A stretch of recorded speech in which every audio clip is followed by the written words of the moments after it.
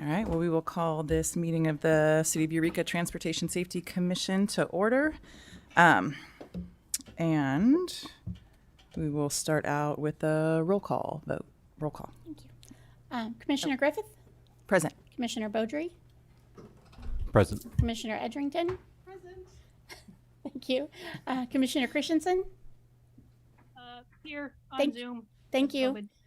Commissioner Fitting, Present. Commissioner Mueller, and Commissioner Gonzalez. Here. Thank you. Okay, next order of business is approval of the minutes for the July 9th, 2024 meeting. Hopefully everybody has had a chance to peruse those. I'll move adoption of the minutes. Any second? I'll second. All right. All those approved? Aye. Aye. Aye. Aye. Any opposition?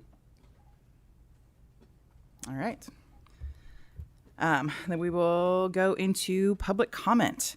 This section of the meeting provides the public an opportunity to address the commission on any subject not appearing on the agenda. Pursuant to the Brown Act, the Transportation Safety Commission cannot take action on any item that does not appear on the agenda. Any request that requires action will be set by the commission to a future agenda or will be referred to staff for review and action. And each person will be allowed 3 minutes to address the commission. Do we have anybody here in person who would like to give general public comment? Come on up.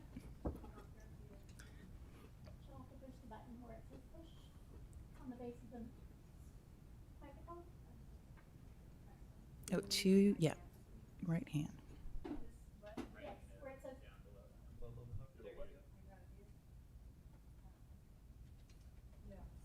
name is Patty Neighbors, and I lived in Eureka just a little 5 years back.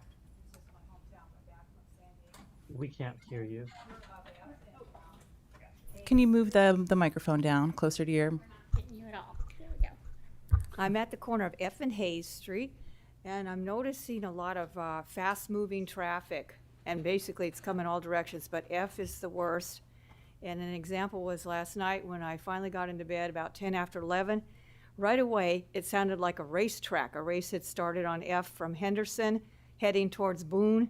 Somebody took off, and I would say by the time they were going past my house at Hayes, they're 50 miles an hour at least. It just sounded like somebody just said go, and they took off, you know.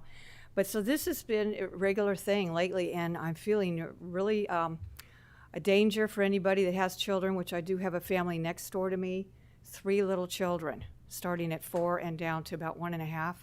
And it's scary to watch them try to load the kids into the car out there on F. And we're teeing in, Hayes tees into F from the east, and then you have Dollison coming from the west, and then Carson again from the east as you head from Henderson to Booner Street. And so I'm seeing it, it's just, it's almost as though it's something that's about to happen. It could at any time that's gonna be a bad because of the speed and the teeing in of the streets coming in on F there, right at that section where they seem to race, you know. So I just wanted to see if there was something that could be done. I know I call and pester the police quite a bit. But I thought that would be the best thing to do to try and get somebody, and I don't know if they even bothered to give tickets or they're supposed to or what, you know, the general thing is for that. I usually ask them, can you come and just be seen and slow the traffic down a little, because just seeing the police car, usually people will slow down and that kind of thing. They seem to know, you know. But that's been my big concern, and people bottlenecking and parking right there across from each other between Hayes and Dollison, and you know the speeding in that, and they're trying to squeeze between cars parked directly across from each other. And I'm just thinking, I just don't want to see the plastic all over the place when they hit going 50 miles an hour or so head on. It's just going to me, it's going to be a lot of plastic splattering all over. Could hurt anybody that's out walking or, you know, come through the windows or something too. So that's mainly what I've been concerned about and wanted to come and say something. And thank you very much for listening. Thank you so much. I hope you'll Patty. stay. We have a report from EPD on such topics. Yep. I know we're not supposed to address this kind of stuff because it's not on the agenda, but might be my ignorance, but are we able to put something like this to staff based on public comment? And we can talk about that in future agenda items. Okay. Yeah, and kind of discuss, you know, what what has or hasn't happened. And I think Philip is right. This is advantageous that we do have, you know, a report right now about kind of some of that enforcement stuff that might be answered. I'm Yeah. curious. I don't have that perfect memory of where all the streets are in Eureka, but if F and Hayes is included in any of our future plans, that'd be good to know too. If there's any changes coming to it. Yeah. We should finish public comment Okay. and then go to discussion. Is there anybody else here in the room interested in general public comment? Okay. Do we have anybody on Zoom who would like to comment? Okay, cool. Is lobby TV is there a TV in the lobby? Okay, didn't even realize that. Nice. All right, We started that like 2 months ago. cool. Okay, well then if no one else has public comment, we can close public comment. We do not have any old business or new business. We just have a report. And I wonder if we could kind of get some clarification, Jesse, about Philip's question, or yeah, my apologies, Robert's question about getting an update on kind of how this fits into larger city plans or F Street in general. So is the question in particular to F and Hayes, or is it more just a general update on, like, I guess, improvements in that, or plan improvements in that area?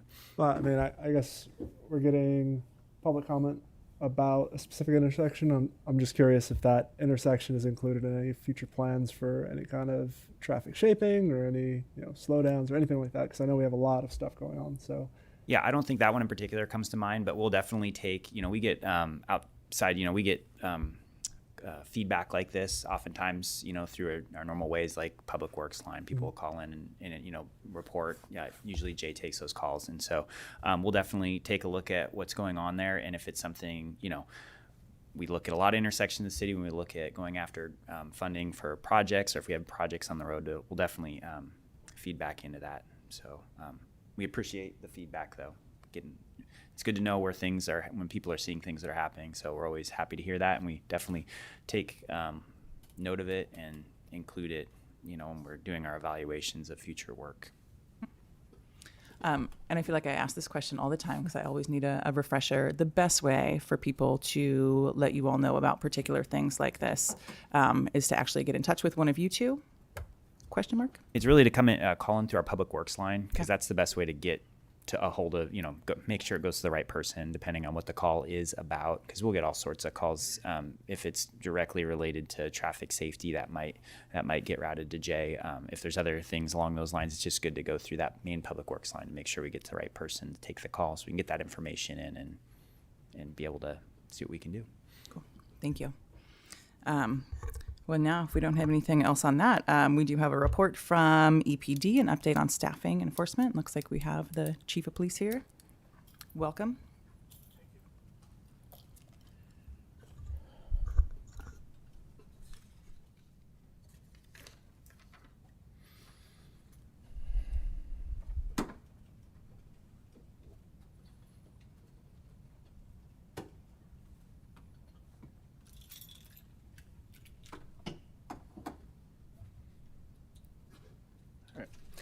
Good afternoon, Commissioners. My name is Brian Stevens. I'm the Chief of Police of the City of Eureka. Don't recognize all of you, but I have been since January of this last year. I've been with the agency for over 25 and a half years now, so I've got quite a bit of experience with EPD over the years. I was asked to do a short presentation on EPD's efforts as far as traffic enforcement goes, where we stand this year. We're going to look at comparisons to 2024, and then we have been awarded the Office of Traffic Safety grants for last year, 23-24, and kind of what operations we've been able to use that money for within the city to help with traffic enforcement and issues with safety for our pedestrians and vehicular traffic.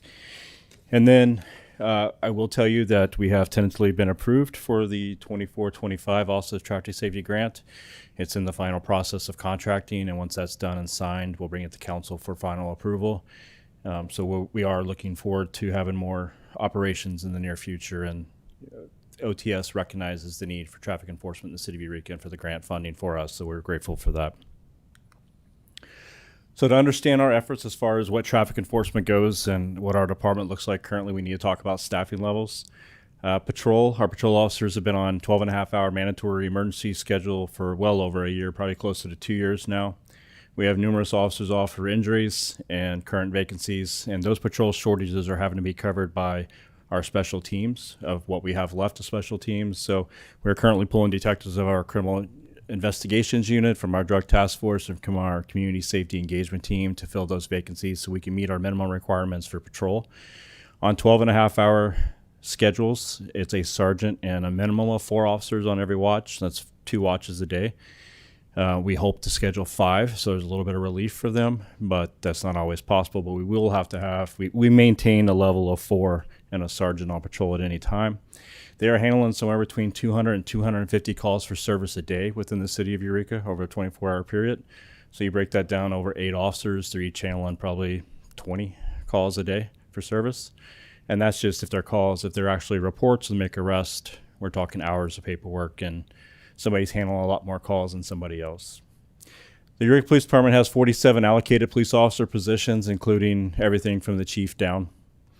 We currently have 20 patrol officers, 4 patrol sergeants, 4 detectives, 3 CSET team members, 1 school resource officer, and 1 drug task force agent. Currently, we have 43 of those 47 positions filled.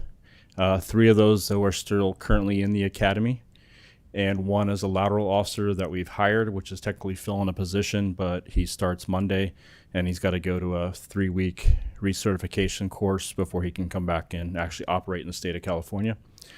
So that number looks good compared to the overall allocated positions, but it's actually 39 is what we actually have available to us, and then you take out a couple for injuries right now, and then you just can see how it keeps trickling down, and that's a constant revolution we see with injuries, people leaving, people getting hired, and trying to fill those vacancies.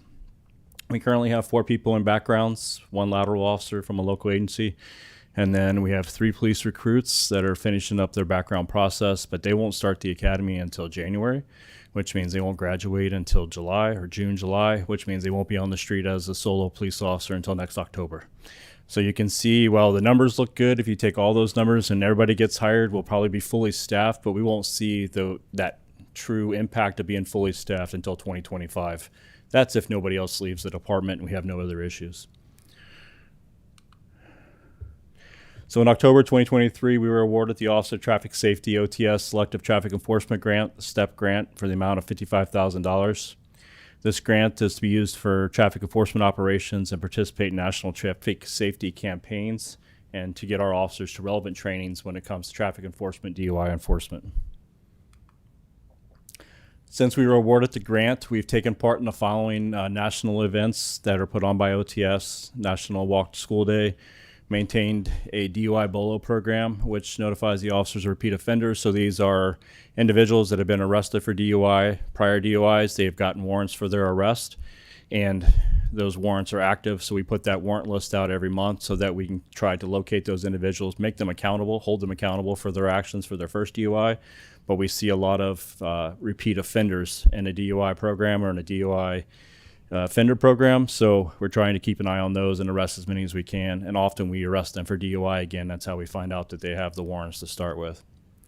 We've sent 1 officer to advanced roadside impaired driving enforcement training, and then we participated in the Distracted Awareness Month for distracted driving, National Bicycle Safety Month, and the Motorcycle Safety Month. We've also taken part in the following operations. We've conducted 8 DUI saturation operations, 9 primary collision factor enforcements. Those are actually moving violations, speeding, running stop signs, running red lights. Conducted 5 distracted driver enforcement operations, 2 pedestrian and or bicycle enforcement operations, and then 1 motorcycle safety operation.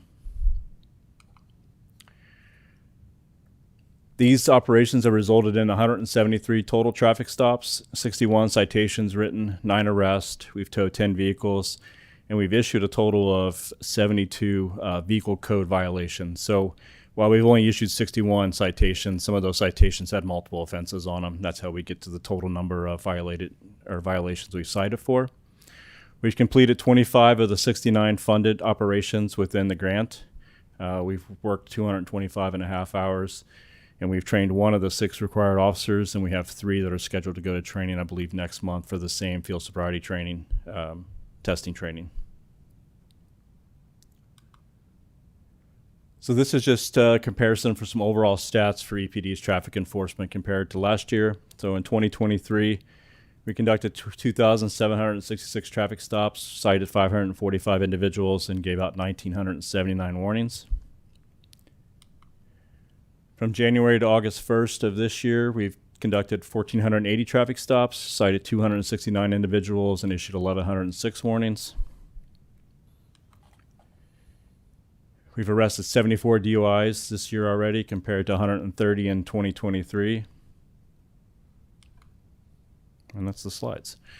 So those are the stats that we have when it comes to traffic enforcement across that broad spectrum of not only moving violations, but also the DUI arrests that we have. And I'd be happy to answer any questions the commission has at this point. Shanti? Thank you for the presentation. I saw that you guys are conducting specific operations, but I'm not clear on, are there people who are dedicated officers that just focus on traffic enforcement? No, the Eureka Police Department currently does not have a traffic division or officers that are specifically assigned to the enforcement side. We have officers assigned to traffic accident investigations of major injury or fatality accidents, but not to the enforcement side of the house. It's something that had to go away with staffing. Well, how long ago was that? Prior to COVID. Okay. Yeah. And then I had a question about the academy. So does Eureka conduct its own police academies, or do we join with other local departments to do it all together? So we send most of our people to the academy out at the College of the Redwoods, which is a post academy. So it's not run by a local agency up here. It's run by the College of the Redwoods under the guidance of the Peace Officer Standard and Commission Training for the state. So they have to meet their guidelines to conduct the training. They're just a site that is used to conduct that. A lot of community colleges across the state, Butte, Siskiyous, Chico, San Jose, a lot of them use community colleges up north. Down south, you'll see agencies such as San Diego, LASD. They run their own academies because they have the manpower and the personnel to do so, and they're recruiting so many at one time. It makes sense for them to do that. And then my last question is just you said that we have vacancies. I saw that there's people in the pipeline, but what do you see as the biggest barriers to getting our positions filled quickly and with quality people? Sure. I think we've seen from 2020 with a lot of the changes in society and a lot of the protests we had, we've seen the pendulum swing away from law enforcement. No one wanted to be in law enforcement anymore. They didn't see the bright side or what was the good side to be in law enforcement with everything they were seeing in the media. We're seeing that pendulum swing back. So we lost a lot of people during that time across the board in the entire nation when it comes to policing. We're seeing that pendulum swing back now, and society's changing. The issues in society are changing. People are seeing the need for accountability and law enforcement to be that piece of that puzzle for the accountability and safety of our communities. So we're seeing an uptick in the number of applications we receive right now across the board, pretty much any position within the department. Prior, I would say a lot of it was contracts, a lot of it's money. You look across the state of California, and there's agencies that are given $100,000 signing bonuses. It's a lot of money to pull somebody. So we're sharing from the same pot of people. People are jumping. There's no loyalty for agencies really anymore. They're jumping from one agency to the next because I'll take my $100,000, work 3 years here, and then go somewhere else and see what the next highest paid place is. I am thankful for the city of Eureka this last year. They upped our contract. They gave the POA a great contract, and I think it really will help with the retention of our officers, and that's where we need to work. We need to keep that knowledge base that we have, that talent that we already have trained and put so much investment into. We need to keep that, and the contract really is going to help do that. And we're seeing that just the way that Eureka is, the way the agencies run, and the reputation that we're building is helping us now to recruit people. So our internal recruitment efforts have been great. The Human Resources Department in the city has done a great job of us getting our message out, getting our recruitment out. We've been recruiting from out of state, and so there's hurdles with that, but it's nice to see people wanting to come and that we're being recognized across different venues in different states to come here to police. So it's been a Goliath of an effort to recruit and retain, but I think we're on an upward swing. Sorry, can I ask one more question? The College of the Redwoods program, do the officers have to pay for that, or does the city police department pay for that? So there's a couple different ways. If you're sponsored, then the agency pays for it. So we've been running a recruit program probably for 5-6 years now, where you can apply with us. We'll put you through the background process. We'll hire you as a recruit. We'll pay you a salary. It's nowhere near what a police officer makes. But we look at a lot of the people we're recruiting they're usually older. They're already have families. They're in the workforce. They can't afford to take 6 months off and not make any money at all. And we're seeing that we're able to close that gap for them, make it sustainable enough that they can get through the academy and get onto a profitable career and help with that. And we're building loyalty to our agency when we do that, because we're investing in you early and trying to do everything we can to help you through the process to meet your career goals. Althea, I see you got your hand up, and I'll get you, Robert. Yes, so following up on some of the questions about recruitment, I know like for the sheriff's department, a lot of people kind of drop out with the backgrounds. They get kind of intimidated by the very extensive post background process. Have you guys had that issue, or have you had people who are going through backgrounds and then you find out, they've got something that disqualifies them? Yeah, I've not seen the issue with people wanting to or being overwhelmed with the background process. It is very in-depth and not people just backing out because of that. We're seeing more of finding issues in people's backgrounds that would either keep them from being in law enforcement or are not the right fit for our agency based on stuff in their backgrounds. And then one of the other things I'm kind of curious about is like if you have somebody who's moving from another area, like a lateral transfer from somewhere else in the state, how are they finding the housing situation? If that's been an issue that you know of? It's not come to my attention it's been an issue. We recently hired an officer from Virginia. Him and his family came out. We hired one from Arkansas, and we've been working with him as his process of moving out here. He has a travel trailer. For now, him and his family are going to live in that while he goes to his academy, and we don't believe housing has been an issue for any of the officers that have come from out of the area.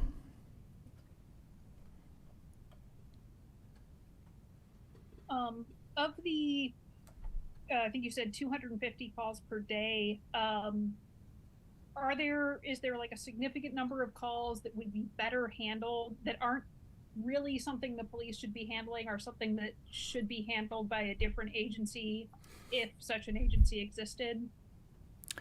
I think we have done an incredible job over the years, especially when we've seen the staffing issues that we have and the amount of calls they're handling.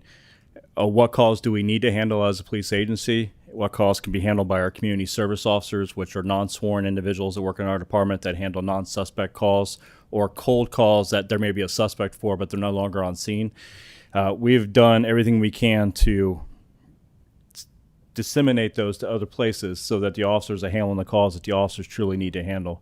The care team within the city of Eureka has been instrumental in, while we still have to go to a lot of the same calls, they're instrumental in being able to take over those calls for us and freeing up 40 to 50 hours of officer time a month to get back onto the street to handle other calls, because they're able to care for those individuals in our community that are suffering from mental illness or substance abuse or having some type of crisis moment. So instead of us sitting with them for hours trying to find the proper resource for them, the care team, who has clinicians, who has a managing clinician, can help navigate that and knows a lot more than we do when it comes to the resources and to the clients as far as that goes and where they may be able to take them, because they may already have somebody caring for them, and be able to make that warm handoff. And so it's been really vital to us having more time for our officers on the street.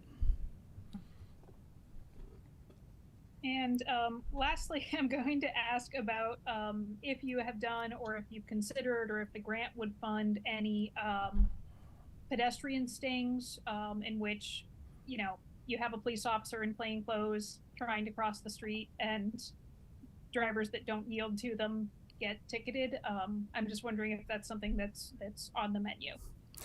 So no, it's not, because state law says that the pedestrian has to be in the roadway before the vehicle has to yield. And I'm not going to put an officer in the roadway and risk an officer's life just to write a traffic citation that may or may not be paid for $100. So we'll look at those as we encounter them from a patrol standpoint, but I am not in the position of putting officers in harm's way for the purposes of writing traffic violations for that type of operation. I understand it's pretty chilling when it's not even safe for our police officers, so I definitely understand that. All right, I'll turn it over to the rest of the commission. Robert, you got questions? Yeah, I was curious for the sponsorship program that you all run, is there a length of employment requirement attached to that for the officers? We asked for a 3-year agreement after that. However, it's non-binding.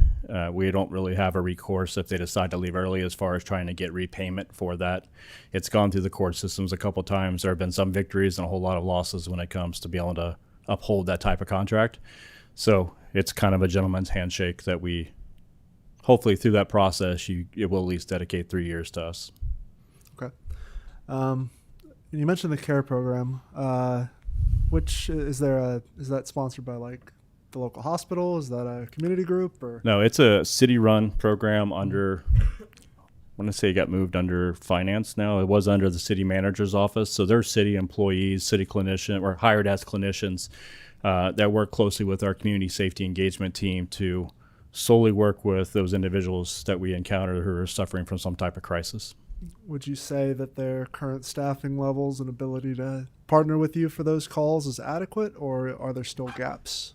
It's definitely adequate for what we are now, and I believe it has received additional funding to go to 24/7 operations, or at least 7-day-a-week operations with the additional hires, and they're doing a good job of recruiting and obtaining those individuals with those skill sets. Mm-hmm. So I see that program continuing to grow and become even more of a benefit to the police department and to the city as a whole. Truly, it's more of a benefit to the city than it is to our community members and the police department. Yeah. I mean, it's great to hear. So yeah. Thank you. Those are my only questions. Allison? Yeah, thank you for the presentation today, and also, thank you for the work that you do. My question was, we talked about there were a number of citations. Are any of those parking meters, or are parking meters being ticketed at this time? Or I was just curious if that was in the citation total. It's not in stats that I showed you today. So parking enforcement moved from the Eureka Police Department to code enforcement. So code enforcement now is the primary piece of the city that oversees parking enforcement. It's my understanding that parking enforcement currently is being conducted for on-street parking only, as the city is working through a new parking plan for parking lots and how that's going to look to get to pay and all that kind of stuff. I know that plan is coming close to fruition. The city of Eureka, the Eureka Police Department does have volunteers and officers that will write parking citations. But they're a different type of citation that's handled differently for handicap violations, parking on the sidewalk, things we encounter during our day, abandoned vehicles. But they're not a California code violation that gets sent to the state. They're handled internally with a private company that handles our parking violations. Okay, great. Thank you. That was my question. I'm curious as to how the road changes that we've seen in Eureka in the last year or so have affected EPD, and if EPD has noticed any changes to the way drivers are operating on the roads. I don't know that the environmental changes that have been conducted have been there long enough to see any, because what we need stats, right? We need to try to find some correlation to that and the changes in driving behavior, and then subsequently we hope traffic collision numbers overall. So I don't have those stats to be able to say that. I think it hasn't affected us any as far as our ability to get around town and do the things we need to do. I think the city and a lot of our drivers within the city are still adjusting, we'll say, to a lot of the changes that are made. I still see multiple violations here, about multiple violations on H&I Street, aside from the speeding. But how do you deal with bike lanes? Where's the right place to turn? That kind of stuff. So I think people are still trying to navigate those kind of changes. So yeah, it's tough. You don't know what you don't know because you can't account for something that didn't happen. And how do you know that's what caused it, right? So we just hope positive changes come from things that we do. Yeah. Very recent changes too. Well, thank you for your insight. I see Robert, and then I'll put myself on the stack. You got any questions? Yeah. Cool. Yeah. So as far as I guess disseminating some of that new information, I mean, I've been driving since I was 16. I've never had to retake my driving test, so I'm not really exposed to changing information ever. Is there resources for people or PSAs or just any way that we're trying to push out some of that, like, how to handle these new bike lanes out, on H&I for people to learn some of that stuff without, having to go look for it, or just, I don't really know where it would be. I don't even know how to handle those. So I just kind of, go outside of them as much as possible. I'll leave this to Yeah, Jesse. yeah. We put a number of documents up on the city's website. If you go to the H&I project, that we try to have links that are as forward facing as we can on our Public Works website in order for people to go see how to navigate some of those turns where you are expected to cross the bike lanes in order to make a right turn. Say if you're and so we have some of that information. We try to make it as forward and easy to get to as we can on the website. And sometimes, it's hard. We just can't go be in everybody's house or everybody's mind, trying to get that information out as best we can. So we've definitely made a push when those changes first happened. And since then, we've definitely seen a drastic drop off in calls about how to navigate that. Of course, when it first came out, we got a lot of calls on, what's going on. Doesn't make any sense. So we're able to push people towards that information, and it's definitely seemed to have dropped off. I can say that my driving behavior on H&I streets has changed because of the engineering changes, for sure. I appreciate it. So my first question has to do with just comparison to prior years. So my understanding is that traffic enforcement really happens when you have extra grant funding to actually pay for that to happen.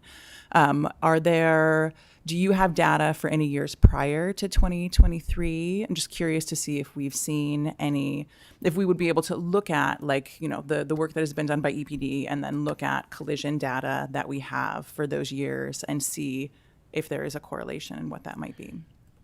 Two parts to that. We try to do as much enforcement as we can from a patrol level too. I have officers that are very traffic enforcement related or heavy. So when they have free time during their day, they're out there running radar. They're trying to arrest DUI. So not all of our enforcement comes from grant funded additional operations. It does help though. I don't have those stats, but I have seen those over the years. I've been here long enough, and I've seen two studies, and I can't give you the exact dates, but it was early 90s to early 2000s. And there were times when we had traffic officers that were writing 1,000 tickets a year.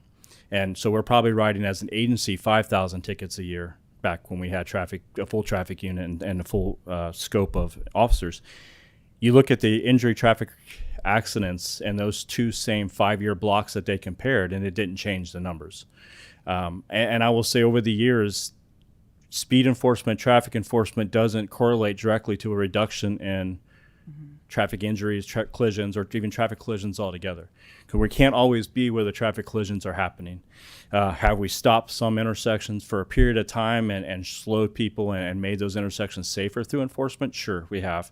But that's usually when we're there, or we're there for a period of time for a week doing maximum enforcement, and then everybody slows down for a period of a week or two because are the cops going to be there today? Now we're not there, and you see the behavior change. I think COVID really played a role in driver behavior, in that the enforcement, we weren't directly instructed, don't go out and write traffic tickets. I didn't instruct our officers at that time. But, the messaging was have as least amount of contact you could with people on the street and people in general. And if you could avoid it, avoid it. And drivers knew that officers across the state weren't enforcing traffic laws. We saw speeds go up. We saw collisions at higher speeds go up because they felt that there's less cars on the roadway and less enforcement. I'm going to drive faster. Now, to change that behavior, it takes time, right? It's so now we have to unwind that behavior. So will enforcement help? Does enforcement help? Yes, it helps, because enforcement creates it creates that are they going to be there? Is that possibility there? It's a deterrent. That's the first part of radar enforcement that you learn when you go through the school, is radar is a deterrent. Because if you run radar long enough, that's a deterrent that somebody's going to wonder, that's his spot. I wonder if he's going to be there Monday morning when I'm going to work, and they'll slow down coming through there. So yeah, it helps, but we're never going to make everybody happy. I read all the comments after the recent accidents last week. One of them wasn't traffic related at all. The gentleman had a major heart attack and was passed before the collision ever happened. And the second one was a DUI at an intersection that we probably never had a traffic accident at, and we would never be there enforcing that section of highway in the city for an ongoing problem. That's the path he took, and unfortunate timing, he ran a stop sign and struck an innocent victim in a vehicle and caused a lot of damage and injuries.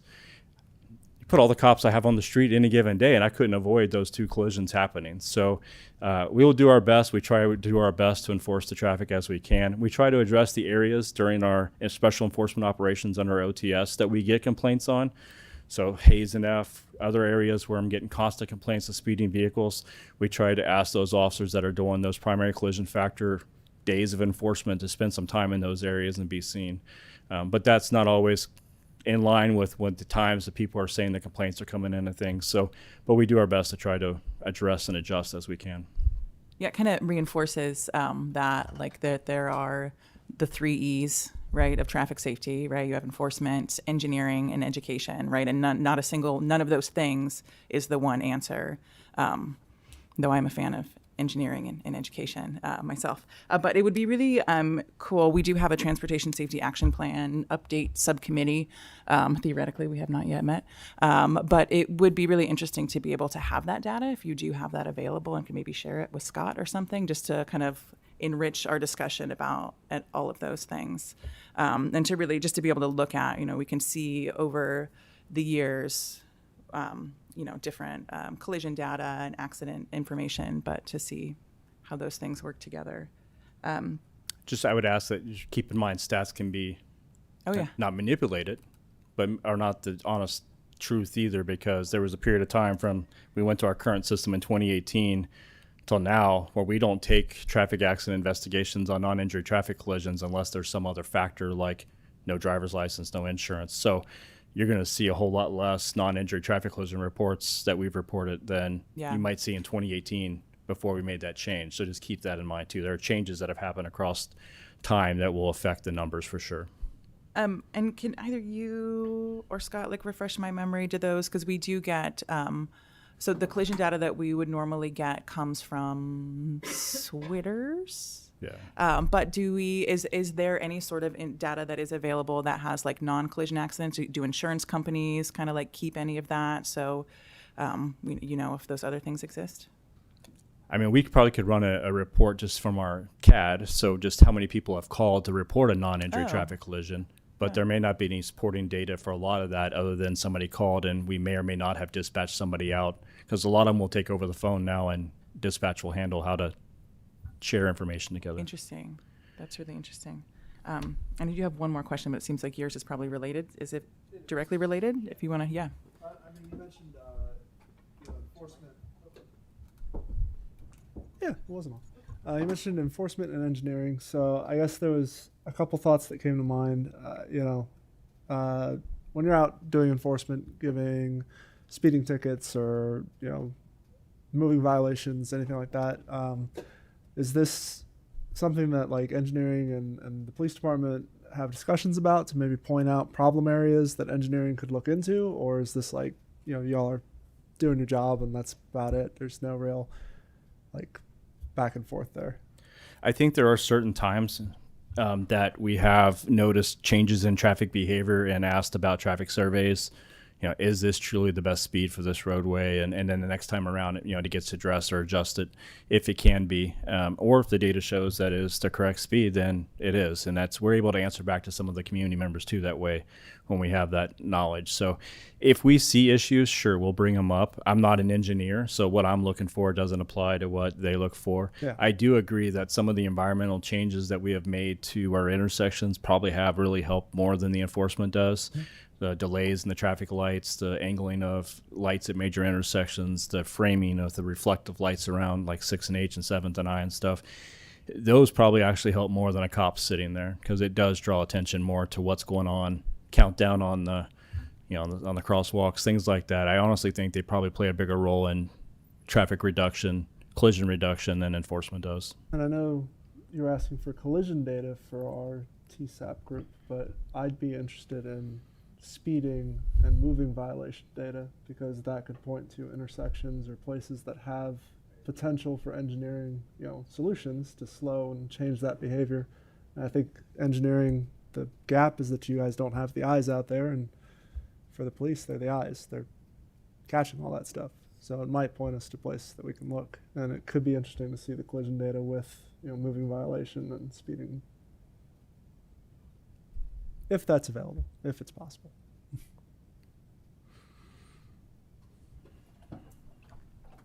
And my other question was, I'm not familiar with all the police lingo. What constitutes an operation? You talked about different DUI operation, pedestrian and bike enforcement operation. Is that just like a period of time in which you're out Sure. looking specifically for those Yeah, things? so it's usually a 4 or 5 hour block of time that's part of the OTS grant. We try to break it down into smaller blocks like that because officers can do it before or after their current shifts or on their days off, so they don't have to spend all day there. But yeah, it's just an operational period that they are primarily on duty for the purpose of focusing on whatever that mission is, that operation is for the day. So if it's primary collision factors, and we want to run a radar, we want to watch in intersections that are high traffic intersections, red lights, stop signs, things like that. I'm curious what the pedestrian bike enforcement operations are. It's things such as bikes riding on the sidewalk, not stopping for stop signs because they're required to follow all the same rules of the road as a car would. Pedestrians crossing in the middle of the intersection, walking in the roadway, things that create traffic hazards, which are not hard to find in the city of Eureka. And so trying to educate them more than probably issue citations for a lot of those, because those are true safety hazards, not only for the pedestrian, but also for the innocent driver who finds themselves in a lot of these collisions and have to live with whatever happens after that. Pretty terrifying. Althea, I see you got your hand up. Yeah, just a couple more questions. It definitely seems like it's not fair to put the entire burden of this just on engineering or just on enforcement. I think we need to step up our education. But I do want to ask, what is the best way for members of the public to report these issues to OTS of, a dangerous intersection or an area that might be an issue? I wouldn't report them to OTS, but you can report them to the Eureka Police Department to the non-emergency line, and our dispatch center can create just CAD calls on your information, or you can report them directly to the supervisor that's on duty that day, and they'll be able to copy that information down and pass it along to those working some of these operations.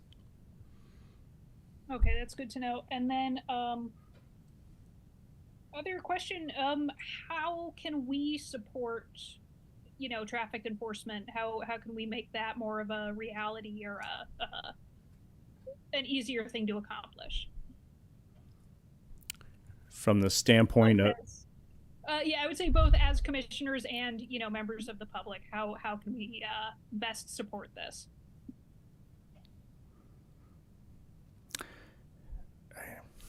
That's a tough question. I mean, overall support, I think you're doing the work now as commissioners, right? You're hearing the public. This is the first place I tell somebody when they tell me they have an issue in their neighborhood and they want a speed bump, they want an extra stop sign. I'm like, it's got to start at the Traffic Safety Commission. I will support that. Talk to your council members. If it's something that's I think is going to be good for the neighborhood, then there will become a time when I'll have input on that. But it's got to start here before it can move forward anywhere else. So I try to give them this venue to air their grievances, to share their concerns about their neighborhood. So I think you're already doing a lot of that by hearing these and then trying to address them with staff with any possible solutions that you can come up with. From just, from a community standpoint, I think it's just important that not all drivers are bad, not all pedestrians are bad, not all bicyclists are bad. We all just need to be more patient and share the road better with one another and look out for one another more. And I think that will be a positive outcome. If that could actually happen, we would see a huge reduction in things that are occurring right now in the city of Eureka.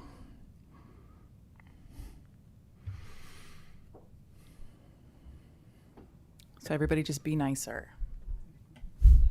Patient. Yeah. Patience.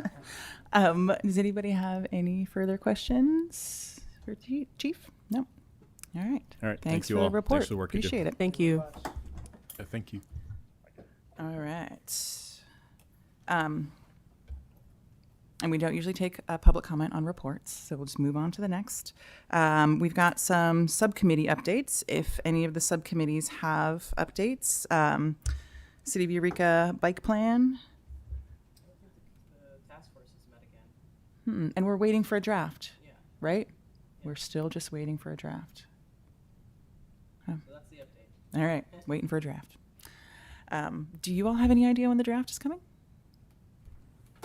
I hear it's coming soon. Jay, do you have All a right. better, more clarity on that? I was speaking with Jay earlier today, and I think we're looking to have it to the commission by the 27th, at the end of this month. Okay. Yeah. Cool. Thank you. All right. How about the City of Eureka Neighborhood Street Closures Pilot Program Group? Any updates? Not that I'm aware of. I don't know if any of the staff or Commissioner Christensen has an update that I'm not aware of. Yeah, I can comment on that. We believe the next step is petition the neighborhood. So I've been researching the best way to kind of go about that. So we'll be getting that ready soon. And I did have someone ask me recently how to find if there's a list of the neighborhoods that have been deemed to fit the criteria, or if they were interested in like submitting their neighborhood, what the best way to do that There's a would link be. on the city website Right. for slow streets that gives all the qualifications to apply. Perfect. All right. Yeah, I will say, you know, when I talked to the residents on the street that we kind of initially identified, they were kind of a little puzzled about like why our street. I guess most of their complaints had actually been about California Street, which, you know, runs perpendicular to them. And that echoes kind of what our public commenter said about F and Hayes. I don't think the problem is on Hayes Street, but it's on F Street. And unfortunately, street closure, you know, or slow streets won't change that too much because that's not the street that's the problem. But yeah, no updates from me. And I think that, you know, this program is less about like trying to find ways to slow traffic down across all streets. It's more, you know, lower volume streets, neighborhood streets that are residential streets where you can have an opportunity to divert traffic or slow traffic down in front of residents where there's not, clearly there's a bunch of criteria that we have as far as what streets meet those criteria, but it's not necessarily a program for like, this is how we reduce speeds in the city of Eureka. The program's different than that, just to kind of clarify. Okay, next one is the Transportation Safety Action Plan Update Subcommittee. And I think one of us needs to call a meeting. I will call a meeting. All right. Yeah. Get in touch with us. We'll do a thing. And then the most recent one is Excuse me. I'd like to for the TSAP subcommittee. I think being able to set up a meeting for the kickoff at the end of October would be a good time to start the process. We can start the discussion of the future format for the TSAP. We just need to conclude the radar speed survey, which is going to be presented next month. And then so we can continue with that at the end of October. I would feel would be a good time to do the kickoff. All right. Would you be a staff liaison for that? Are you the right person to communicate with? Yes, I will be. Cool. And the most recent one is available on the website, the 2024, right? And in either of y'all's opinion, is there other good like background information for us to check out to really be thinking about an update? Yeah, I think, excuse me, we're doing a little bit of that work now. Like Jay mentioned, we're trying to catch up on some of the other stuff in order to, first of all, have data to work from, when it comes to that update. But then also to, look at what type of modifications you might want to have for a TSAP. So I don't know if there's a direct correlation, but looking at other jurisdictions and how they're actually handling their TSAPs is one of the things we're doing. So I think that's a good way to look out there if you have some experience in another jurisdiction that you feel like is doing a good job. I think that's a good place to start, and that's kind of where we're starting too. But no specific document that comes to mind to start with. And, if we bring it up at next month's meeting as well, we'll do a little research when we have this report out, and maybe we can have something to start working on at that point. All right, cool. So you can take that off your list, Philip. And we have no other subcommittees. So next we just have future agenda items. Are there any of these that you wanted to give us an update on, Scott or Jay? Or sorry, Scott, Jesse or Jay? Yeah, I think Jay's working. Jay, do you want to give an update on the radar? I mean, that's one that we're bringing up here soon. Jay's working on that, going through that data right now. We'll have it. Is it in the September? Yep, the September meeting. Yes, I'll have the radar speed survey complete for the next the next Traffic Safety Commission meeting. We have all the speed survey. It's been out in the field, been performed. I'm just plugging in the data and getting the presentation prepared, and I will have that ready by, I think it's the 12th for the next meeting, The right 10th. around there. But Yeah. we'll have it prepared. And I wanted to ask other commissioners, were there other things? I know there have been some various emails lately about different agenda items that folks were requesting. Yours was about the TSAP, right? Okay. Okay, got that taken care of. And then you had a request for more information about how we interact with the transit authority and how that relates to transportation safety. Yeah. So I had submitted this a while ago, and I know you guys have a logic to how you decide when agenda items can come forward, but I think it'd be really helpful to understand how our transit system is and is not responsible for transportation safety, both for their riders, but also for other people they interact with, pedestrians, bicyclists, vehicles. So yeah, just want to lift that up again. Would really like to understand more about that if we can. If possible, could you resend that request? Yes. So I can have it. Thank you. All right. And did anybody have I- any? Nope. Go ahead. Yeah, I mean, a couple times we've talked about how we can improve education, and there's like radio stations and newspapers will often do like public service announcements. Is that, would we need to add it as an agenda item to like have staff write it? Would we write it? I guess if we were going to create PSAs, and there's a lot of info already on the website, maybe that's where we're directing them to. But if we were going to do that, that's something I've been thinking about, but I haven't emailed about for a future agenda item, but I can do that if that's the appropriate forum for it. Yeah, I think we can add it to this list. We've been thinking about it as staff as far as like going after, similar to what Chief Stevens spoke about earlier, and off the OTS grants type of approach of getting some dollars so we can actually make put a little bit more of a bigger push out there. I think that would be helpful. It seems like being able to spend some time with graphics and with being able to get the message out in a very meaningful way is, makes more of an impact than some of the means that we have that, the city has within our budget, I guess, as far as just like reaching out to news agencies and that sort of thing. So yeah, we've been talking as a team about how we can fit that into our schedule as far as like going and applying for one of those grants and getting those dollars. The city's done it in the past, and they've been received pretty well, I think. But it's something we're due to go after another one of those and be able to, put some dedicated effort into the messaging and to the, to the graphics, to everything to really get the message across. So, agree. Thank you.